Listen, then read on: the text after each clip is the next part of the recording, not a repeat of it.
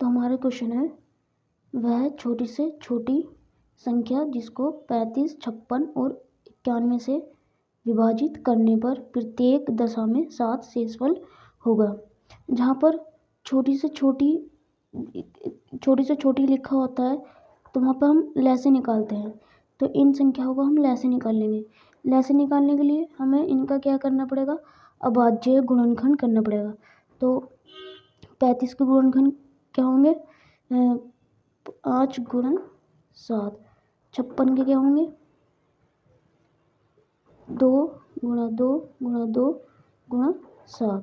और 91 का क्या होगा, 91 के देखते हैं चलो। तो इसके हो गए 7 गुणा 13। तो लैसे यानी कि एलसीएम क्या होगा हमारा, एलसीएम होगा तुम्हारा 35, 56 और 91 का बराबर। जो चीज़ कॉमन होती है उसको तो लिखते ही हैं 7, और जो कॉमन नहीं होते उसको भी लिखते ही हैं। ये सब लिख दो, 5 गुणा ये सब 2 गुणा 2 गुणा 2 और यहाँ पे 13। तो हमारा जो मल्टीप्लाई करके आया तो वो आएगा तुम्हारा 36, 40। तो ये संख्या जो है इन तीनों से विभाजित हो जाएगी, लेकिन हमें क्या है 7 शेषफल बचता है। तो 7 शेषफल तब बचेगा जब इसमें हम 7 को ऐड कर देंगे। तो अभिष्ट संख्या क्या निकल जाएगी हमारी, अभिष्ट संख्या बराबर 36, 40 प्लस 7। तो क्या हो गया 36, 47। यही हमारा आंसर है। तो हम क्या करेंगे, पहले सबसे पहले इनका एलसीएम निकालेंगे। जो एलसीएम आया उसमें हम 7 ऐड कर देंगे, तभी तो 7 शेषफल बचेगा। अब इस संख्या को अगर हम इन तीनों से विभाजित करें तो प्रत्येक दशा में 7 शेषफल मिलेगा हमें। यही आंसर है।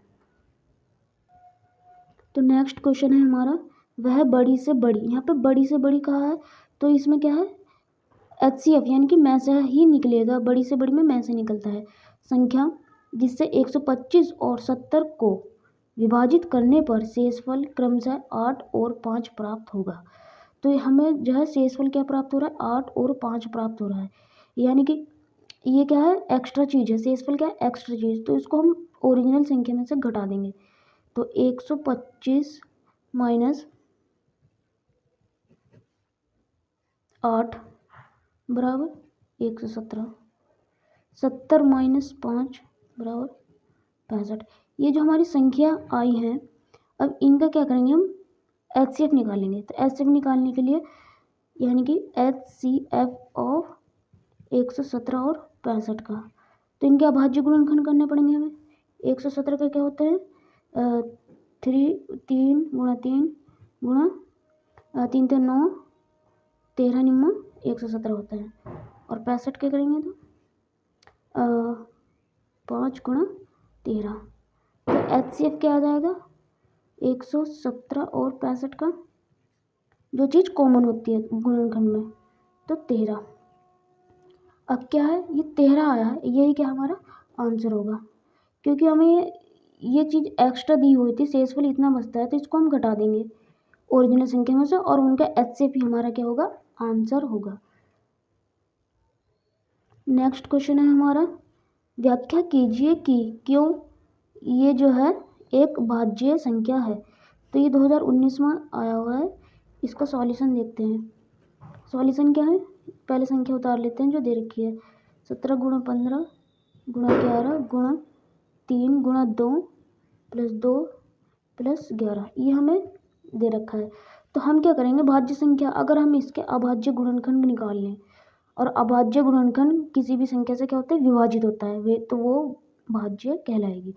तो हम इसके गुणनखंड अगर हम करेंगे तो क्या होगा, इसमें ये प्लस साइन आ रहा है, प्लस साइन देखते ही क्या है, ये एक पद हो गया और ये 2 पद हो गया। इन दोनों में कॉमन क्या आ रहा है, 2 और 11, 2 और 11। तो 2 गुणा 11 कॉमन आ गया है। ब्रैकेट में क्या बचा, 17 गुणा 15 गुणा 3 और कुछ नहीं बचा, प्लस ये दोनों बाहर कॉमन आ चुके हैं, तो यहाँ पर 1 बचा।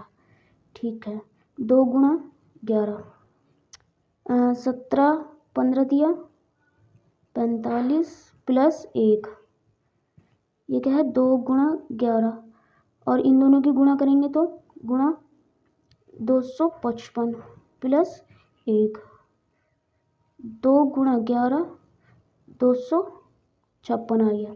अब इसके भी गुणनखंड करेंगे हम, 2 गुणा 11, इसका गुणनखंड जो होता है 2 की घात 8, 2 की घात 8 ही हमारे 256 होता है।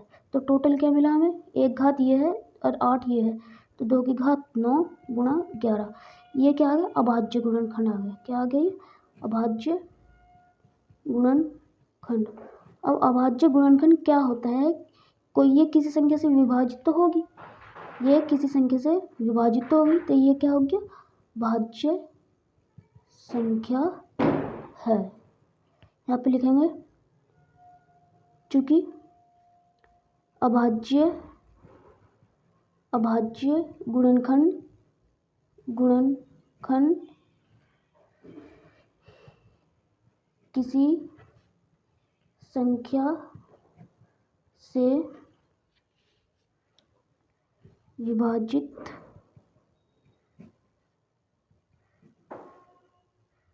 होते हैं तो यह एक भाज्य संख्या है। तो आपको ये क्या करना है, इस तरीके से प्रॉपर तरीके से करना है। एग्ज़ाम में जब भी ऐसे क्वेश्चन है भाज्य संख्या है, यह व्याख्या करनी होगी, तो इसको आप अभाज्य गुणनखंड में इसको तोड़ लीजिए और बाद में ये लाइन लिख दीजिए, हमारा नेक्स्ट क्वेश्चन है अभाज्य गुणनखंड विधि द्वारा संख्याओं 96 और 404 का मैं से ज्ञात करना है, और फिर मैं से ज्ञात करने के बाद लय से ज्ञात करना है। ये 2020 और 22 में यानी कि 2 बार 2 सालों में रिपीट हो चुका है, तो क्या पता ये 2025 में भी रिपीट हो जाए, तो आपको इसकी प्रैक्टिस करनी चाहिए। तो इसका सॉल्यूशन क्या है, सॉल्यूशन अभाज्य गुणनखंड विधि यानी कि इनके अभाज्य गुणनखंड करने होंगे। तो 96 के अभाज्य गुणनखंड क्या होते हैं, 2 गुणा 2 गुणा 2 गुणा 2 गुणा 2 गुणा 3, और 404 के अभाज्य गुणनखंड क्या है, 2 गुणा 2 गुणा 101। तो हमें HCF यानी कि मैं से निकालना है, तो HCF ऑफ 96 और 404 का HCF यानी कि मैं से क्या होगा, जो चीज़ कॉमन होती है दोनों के गुणनखंड में, 2 इधर कॉमन है, ये कॉमन है, और कुछ कॉमन नहीं है, तो मैं से 2 गुणा 2 बराबर 4 आ गया। अब HCF तो हमारा निकल गया, हमें LCM और निकालना है। तो आपने एक सूत्र पढ़ा होगा, एक फॉर्मूला पढ़ा होगा, क्या है HCF गुणा LCM बराबर पहली संख्या गुणा दूसरी संख्या। तो HCF हमारा 4 है, गुणा LCM हमें निकालना है। पहली संख्या क्या है 96 और दूसरी संख्या क्या है 404। LCM निकालना है, इसको यहीं पर रखें, ये गुणा में तो इधर भाग में चला जाएगा, 96 गुणा 404 बटे 4, 4 से इसको काटो, 4 कम 4 0, 4 कम 4, तो LCM जो आया हमारा 96 गुणा 101, इसका जो LCM आएगा तो वो आ जाएगा 96, तो LCM भी निकल गया और HCF भी हमने निकाल लिया। तो नेक्स्ट क्वेश्चन हमारा, सिद्ध कीजिए √3 एक अपरिमेय संख्या है। ये तुम्हारा 2019, 20, 22, 23, 24 में रिपीट हो चुका है, तो डेफिनेटली मुझे लगता है कि 2025 में भी रिपीट होगा। √3 ने देख के √2, √5, √7 सबके जो सॉल्यूशन होगा, जो हल होगा, बिल्कुल उसी तरीके से होगा जैसे कि √3 का।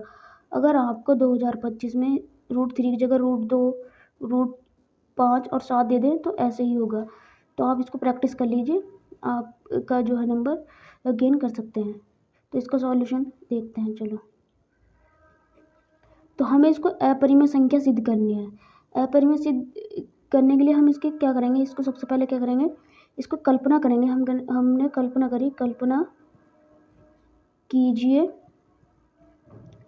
कि √3 एक परिमेय संख्या है। √3 क्या है? एक परिमेय संख्या है। ये कल्पना हमें करनी है। तो कल्पना करके हम क्या करेंगे? परिमेय संख्या की परिभाषा के अकॉर्डिंग हमने इसको परिमेय संख्या माना है, तो √3 क्या होनी चाहिए? p/q के रूप में होनी चाहिए, जहाँ पर q क्या है? कभी भी 0 के बराबर नहीं होना चाहिए, और p और q क्या होने चाहिए? बराबर पूर्णांक होने चाहिए। ये और क्या होता है परिमेय संख्या की डेफिनेशन में? ये तो होता है, ये भी होता है, ये भी होता है, ये भी होता है, और क्या होता है? एक के अतिरिक्त, एक के p व q में, p व q में एक के अतिरिक्त कोई और अभाज्य गुणनखंड नहीं होना चाहिए। यह परिमेय संख्या की डेफिनेशन। अगर हम इसको परिमेय संख्या मान रहे हैं तो ये p/q के रूप में होना चाहिए, और जहाँ पर q कभी 0 के इक्वल नहीं होता, p और q क्या होते हैं? पूर्णांक होते हैं। ठीक, और p और q में एक के अतिरिक्त कोई और अभाज्य गुणनखंड नहीं होना चाहिए। तो फिर हम क्या करेंगे इसको? चूँकि √3 p/q के रूप में है, तो हम यहाँ से p का मान निकालेंगे, तो p बराबर क्या आ जाएगा? इसके ये बटे में है तो इधर गुणा में चला जाएगा, √3q। अब दोनों तरफ वर्ग करने पर,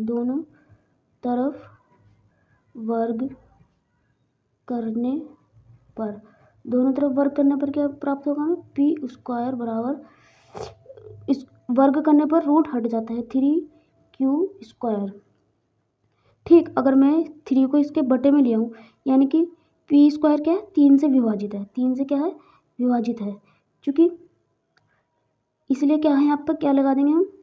इसलिए p² 3 से विभाज्य है, 3 से विभाज्य है। अगर p² 3 से विभाज्य है तो p भी 3 से विभाज्य होगा,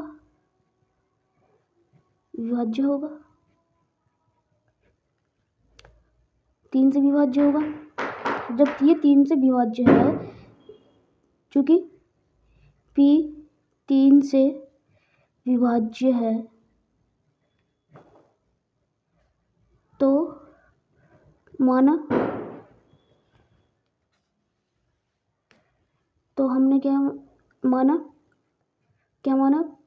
p बराबर 3r, p बराबर क्या मान लिया हमने? 3r।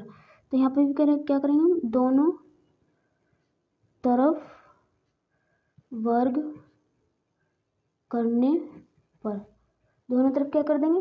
वर्ग कर लेंगे। वर्ग करने पर हमें क्या प्राप्त होगा?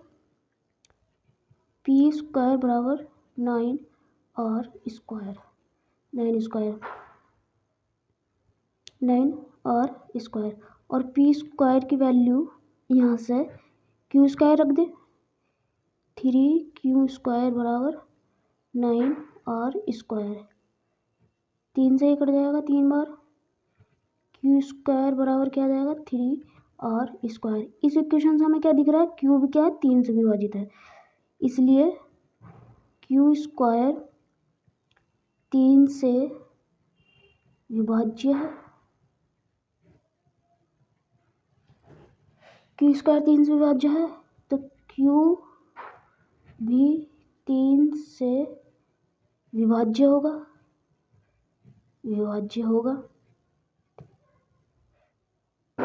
चूँकि p² और p 3 से विभाज्य है, और q भी 3 से विभाज्य है, तो 3p और q का एक उभयनिष्ठ उभयनिष्ठ गुणनखंड हुआ, गुणनखंड हुआ, क्या हुआ, गुणनखंड हुआ। और हमारा ये 3 क्या है, पी और क्यू का एक उभयनिष्ठ गुणनखंड हो गया। लेकिन हमारी परिमेय संख्या की परिभाषा क्या कह रही थी, हमारी परिमेय संख्या की परिभाषा कह रही थी कि पी और क्यू में एक के अतिरिक्त कोई और अभाज्य गुणनखंड नहीं होना चाहिए। लेकिन हमारे पास क्या है, 3 और आ चुका। इसका मतलब जो हमने कल्पना की थी तो वो क्या है, हमारी एक गलत है, हमारी क्या है, कल्पना गलत है। तो यह संकेत करता है कि हमारी कल्पना √3 एक परिमेय संख्या है, असंगत और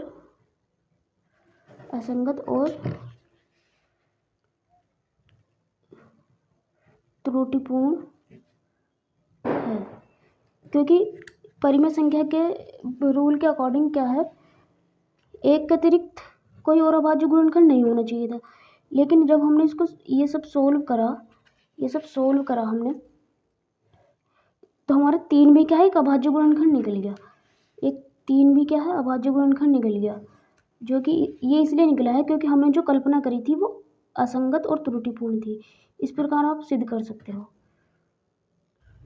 हमारा नेक्स्ट क्वेश्चन है कि सिद्ध कीजिए कि 5 + √3 एक अपरिमेय संख्या है, जो कि हमारे 2019 और 23 में यानी कि 2 बार रिपीट हो चुका है। अभी 24 में नहीं आया है, क्या पता 25 में आ जाए, तो आपको इसको प्रैक्टिस करके जाना चाहिए।